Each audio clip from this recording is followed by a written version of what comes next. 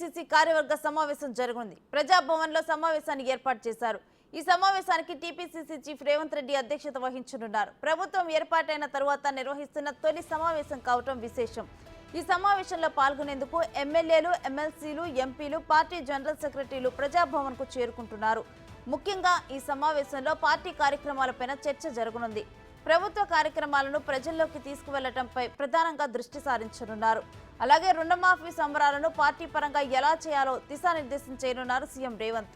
అంతేకాకుండా రానున్న స్థానిక సంస్థల ఎన్నికల మీద చర్చించనున్నారు. పెండింగ్ లో ఉన్న నామినేటెడ్ పదవులు, కార్పొరేషన్ చైర్మన్ల అంశంపై చర్చించే అవకాశం కనిపిస్తోంది.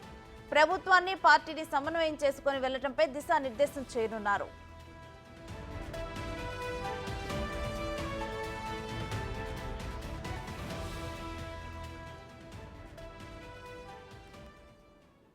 ఇంకా ఇదే అంశానికి సంబంధించి మరింత సమాచారం మా ప్రతినిధి సైదులు అందిస్తారు.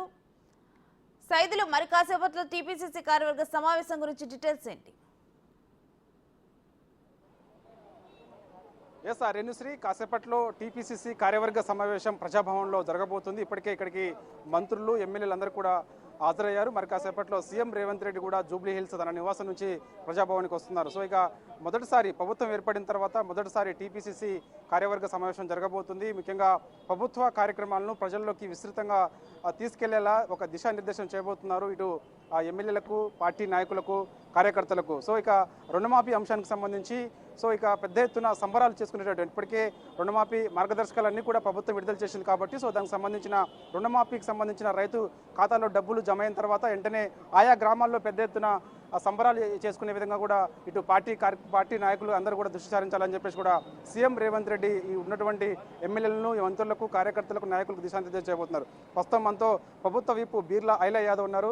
సార్ చెప్పండి, ప్రధానంగా ఏ అంశాలు ప్రస్తావనకు వచ్చే అవకాశం కనిపిస్తుంది టీపీసీసీ కార్యవర్గ సమావేశంలో? గౌరవ ముఖ్యమంత్రి ఎలక్షన్ ముందు ఏమైతే హామీ ఇచ్చిండో రైతులను రాజు చేయడం కోసం, రైతులకు కష్టాలు ఉండొద్దు, అప్పుల పాలుండొద్దు అని, రైతులకు ఏకకాలంలో రుణమాఫీ చేస్తానని ఇచ్చినటువంటి హామీని ఇలా గౌరవ ముఖ్యమంత్రి రేవంత్ రెడ్డి గారి నాయకత్వాన్ని అమలు చేయబోతున్నాం. రేపు సాయంత్రం 4 గంటలకు ప్రతి ₹1,00,000 రైతుకు రేపు 4 గంటలకి వాళ్ళ అకౌంట్లో పడబోతున్నాయి. ఆగస్టు 15 లోపు